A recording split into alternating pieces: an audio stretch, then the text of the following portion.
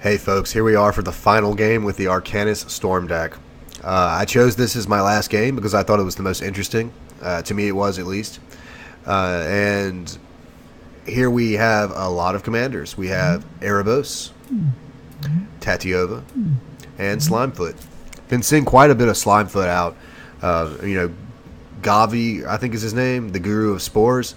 That one is, generally speaking, your Saproling commander, but people have been playing this one like crazy. I guess it's because it can pump out Saprolings, which just works great with the synergy. So this hand is pretty slow. I don't like it. I can't really do anything with this hand. It has Flusterstorm in the form of Disruption, but these two big spells aren't really doing anything right now. Not casting the Enter the Infinite anytime soon. And even if I can resolve a Deadeye Navigator, I have nothing to do with it right now. So I decided I'm going to go ahead and ship this and take a better 7, hopefully. This 7 is also not very good. There's a chance that I could risk it and just, really bank on drawing that land. I have 3 artifacts in hand, so I can turn on Mox Opal, but Walking Atlas is not looking great in a 1-mana hand. I can't even cast the Mind Stone, and I'm pretty far away from doing anything with this hand. So I decided I'm going to go ahead and try to find a better 6. This hand is awful. It has no lands in it, and it can barely produce mana. So I'm going to go ahead and ship this one as well. This hand's also pretty bad. I probably should just keep this one and try to scry into an island, and if I get running draws of a bunch of islands and gas, then maybe I can do something. But this hand also it isn't very good, and I have better 4-card hands. As sad as that is, there are better 4-card hands in this deck than what I'm looking at right now. So I decided I'm going to go ahead and go to 4.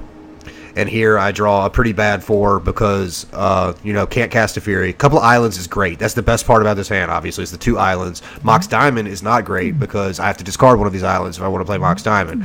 So it's like I'm looking at a 3-card hand, but I don't want to go down to 3 because there's a chance if I go down to 3, then I will have less than 2 lands in hand. So I decide that I'm just going to go ahead and keep this one, and whatever happens, happens. If I lose this game, it's whatever.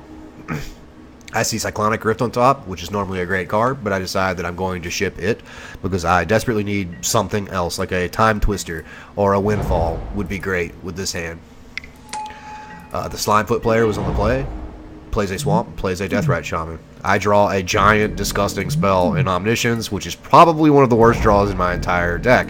There are other comparably bad draws or whatever, but this one is basically the worst. The only one worse than that is Enter the Infinite, as far as uncastable giant spell that turn. Erebos here plays a Swamp and passes. Tatiova plays a Desert, tapped and passes. So my situation's pretty grim here, but I'm just hoping that maybe these guys will fight each other and see that I'm not doing anything, and that I will have a chance maybe in the late game of coming back. So I'm playing the lands here over playing the Mox Diamond because there may be a turn in the future where I have 2 lands in play somehow where I can play Mox Diamond and make my land drop for turn. But I see no reason to just run out the artifact out there because it could potentially be destroyed. It's easier to destroy Mox Diamond than it is to destroy a basic land. So I decided I'm just going to do this. And this player does something just crazy, completely unexpected. Erebos plays a Dark Ritual. That part's expected. This part was unexpected. Drops a turn 2 Nether Void, which is very, very good versus me in my current position right now. When I was looking at this hand, and just in a normal board state, I was thinking it's going to take forever before I cast these spells. With the Nether Void in play, it's going to take even longer. Forever plus extra is how long it's going to take me to resolve any of my spells. So, I decide, this player was complaining the whole time. He said something about how I was mono counters or something like that. And I told him, hey, man, I don't have very many counters in my deck. I'm just going to counter the stuff that, that people are trying to win with or, to help myself win. And he was talking crap to me the whole time about being the counter spell guy or whatever. He runs his Nature's Lore, which he was just casting there, into the Nether Void. Did not read it, I don't think. And then when it got countered, he conceded. And I don't mind that because this player had a poor attitude. And I thought it was kind of funny that, he pegged me as the counter guy. Whenever look at that, that's a pretty big counter spell right there. So this player decides to hang in there. eats the Dark Ritual with the Deathrite Shaman. And then passes the turn. I draw an island, which is good. I'm going to need lots and lots of islands in order to get out of this. The Erebos player plays a land and passes. And the Slimefoot player plays an Essence Warden, which I'm not sure if he overlooked the interaction where there's no lands in the graveyard, so he cannot pay for this card with Essence Warden. Or excuse me, with Deathrite Shaman. And he ends up like eating it here, I think. Or at some point he does. Or yeah, he just decides to do it on my turn. He said I might as well gain some life or something like that. But he should be going ahead and giving the beatdowns with Deathrite to this guy right here. Every turn he should be attacking him somehow or trying to eat stuff out of the graveyard to damage both of us with the black ability here. So I draw Mind Over Matter. Another gross giant card that I'm never going to be able to cast. And Erebos players just making their land drops, going ahead and building up for future plays. What I really like with Nether Void, there's all sorts of cool stuff you can do with it. First of all, Boseiju, you can cast your spells through it with Boseiju. It has to be instants and sorceries, of course. And then you can also do stuff like really cheeky, like Blood Gas. You just cast Blood Gas and it gets countered, and then you just play your land and it comes back. So it's like it wasn't affected by the Nether Void. And there's other things like this in Mono Black that you can do to completely mitigate the downside of Nether Void to you.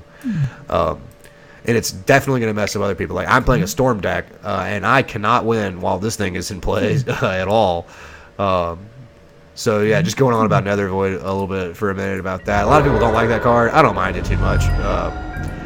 I've had it do some very oppressive things to me, but at the same time, it's not the end of the world. I mean, it's symmetrical. You have to figure out some way to abuse the effect. So I draw Palancron on my turn, which is another awful one. There are not very many giant spells like this in my deck, and I have drawn almost all of them. Omniscience, Mind Over Matter, Palancron. I already had Teferi in hand, and I have this Mox Diamond that's useless. So I have like a lot of bad things going on. A bunch of bad things are happening to me, but still decide I'm just going to truck it. He's attacking with his Deathrite Shaman. Everybody's making their land drops and passing the turn. I drew an island, which is excellent, of course. Erebos player plays Underworld Dreams and has enough mana to pay for the Nether Void trigger. So this is also looking pretty bad.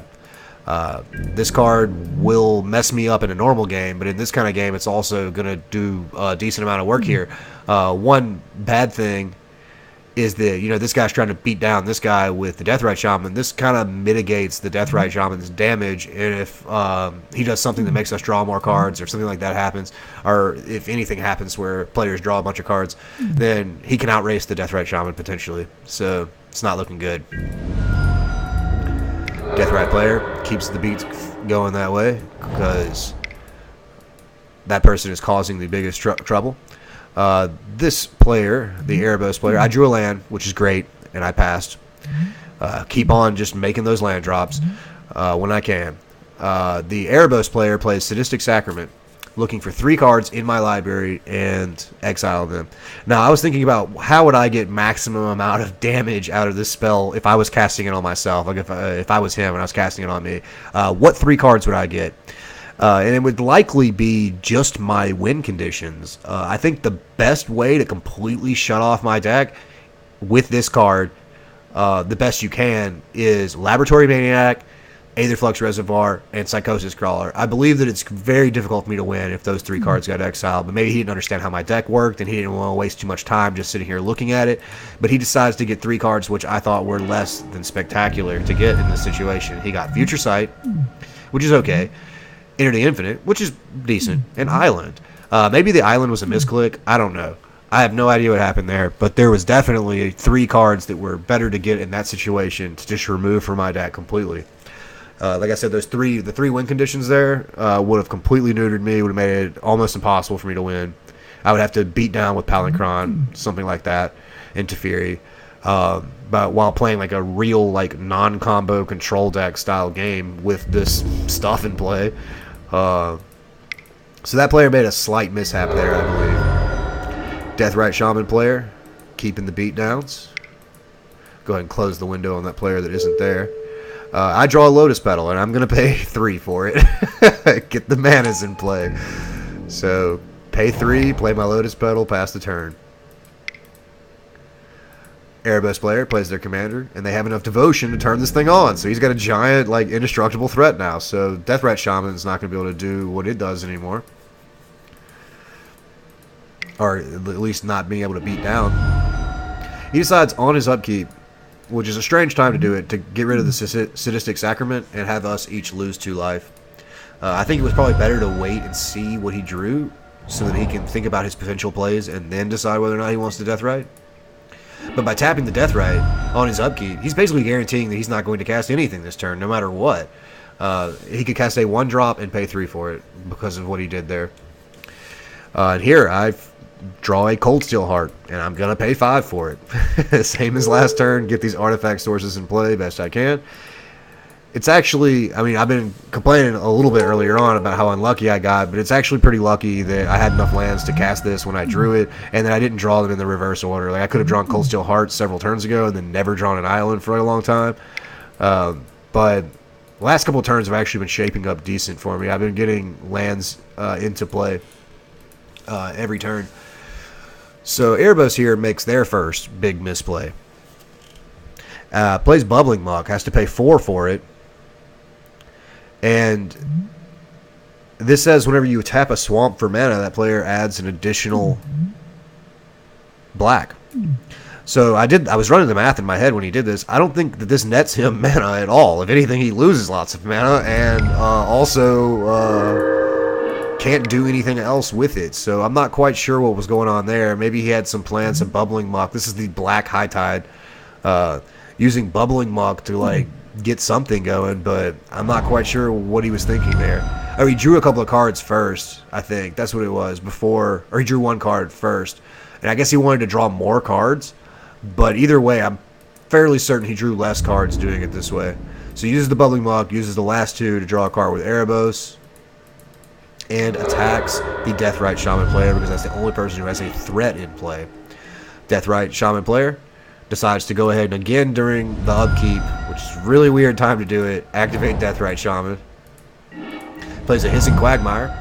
It's a Death Touch creature. I draw a Polluted Delta, and I'm not going to crack it because I want all the lands that I can get. Speaking of lands, I have a decent amount in play now. I'm close to resolving my first spell. I mean, other than these artifact sources or whatever. And Erebos keeping the beatdowns on the Deathrite player. Casts an Exquisite Blood. Says whenever an opponent loses life, you gain that much life. So this completely nullifies the Deathrite Shaman, what it's doing. So we can't gain life because of Erebos, and he's gaining life. So at this rate, he is going to kill all of us before he dies, as far as combat damage is concerned. So this player plays a Golgari Charm, which I was like, heck yeah, awesome. He's finally going to do something to get rid of one of these awful enchantments. And he goes for Exquisite Blood, which I guess makes sense because he's trying to race him in this like damage kind of way or whatever. But Underworld Dreams is awful for both of us. And Nether Void is obviously awful for us. Maybe his logic was that those cards seem pretty good versus me. I'm playing Arcanis, so this card's definitely good versus me. And since I haven't done anything in forever, it should be evident that this card is affecting me a lot as well. So maybe he just thinks, hey, I can leave these in play, I'll destroy this one because I can potentially still race this guy and then kill me afterwards or something like that. But he decides to Golgari Charm and pay and destroy the Exquisite Blood, which shuts off the life gain. And now it's relatively even. He does not decide to attack with Deathrite. He probably should have. I drew an island. And I say, alright, it's time. Screw this Lotus Petal. And screw the Underworld Dreams here. I just got to do what I got to do. I'm going to cast Arcanis. My hand sucks right now. I mean, it's not the best. And I'm pretty far away from doing anything with it on its own. So I decide I'm going to play Arcanis here. And now I have 8 mana sources in play. If I draw a land next turn, I can play Mind Over Matter and potentially win, depending on how badly Underworld Dreams hurts me and how many cards I'm going to be able to draw.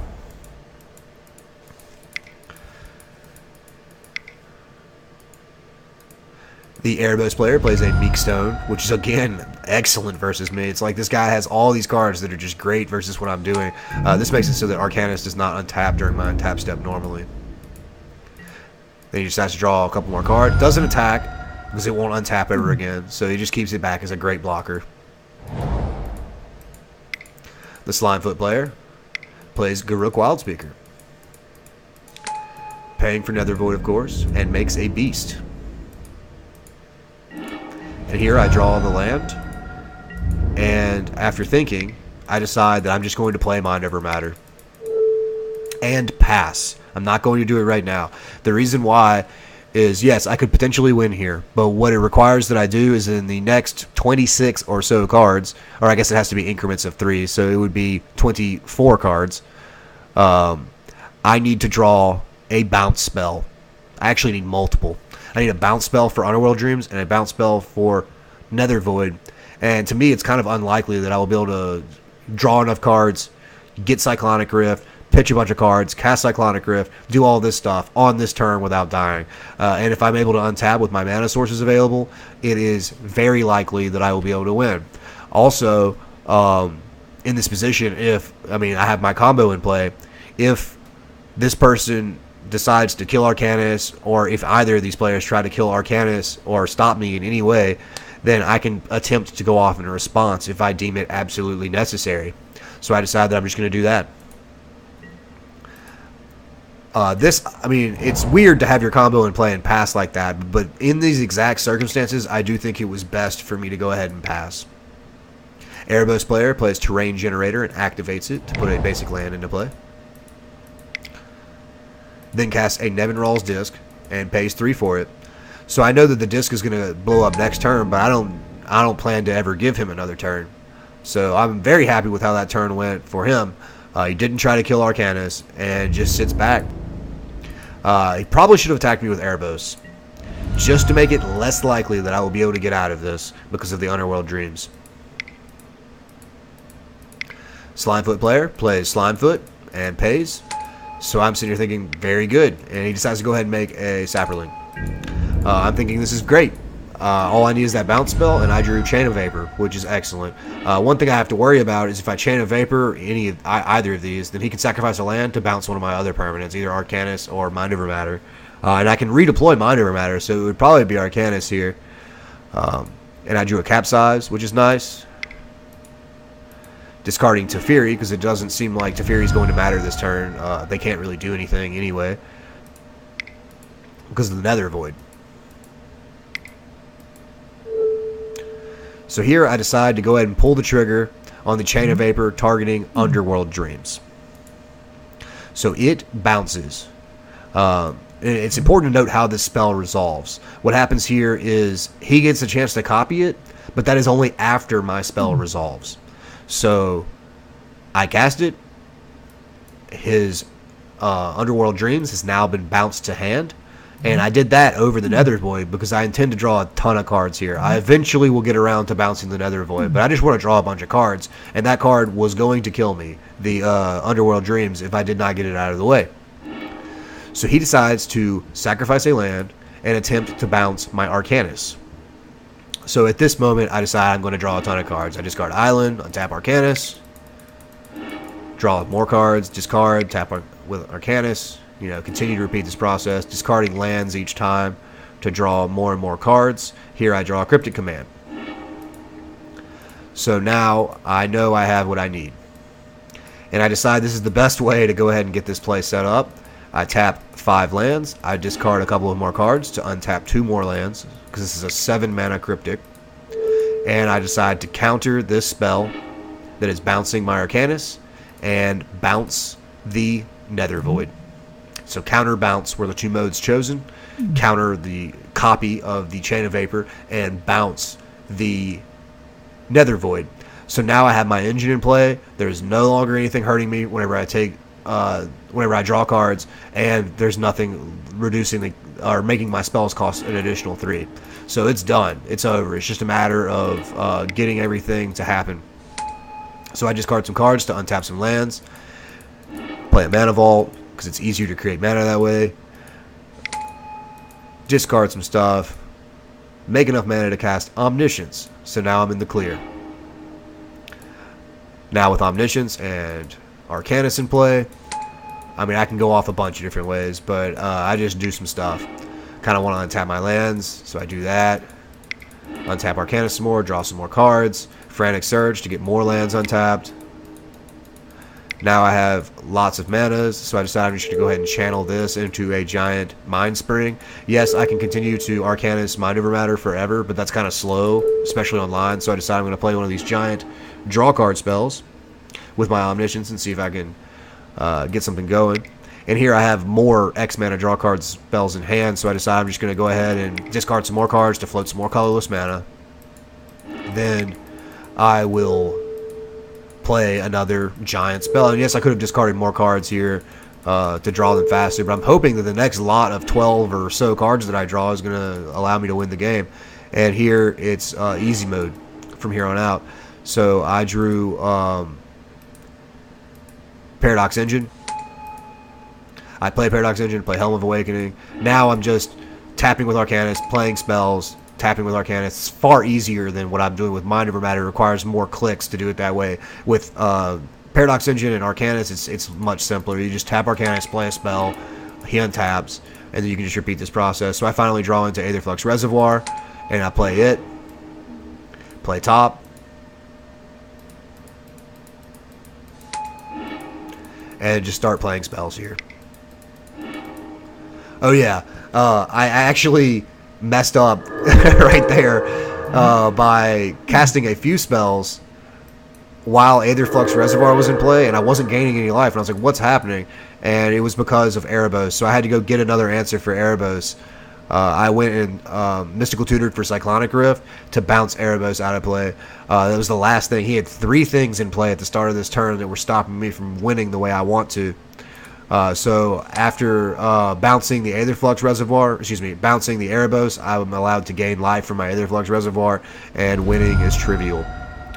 So this was a 4-card hand that I kept with 2 lands, and my opponent played a turn 2 Nether Void, but it is still possible to win if you grind it out. So hopefully this should be like a case study as to like why you shouldn't concede.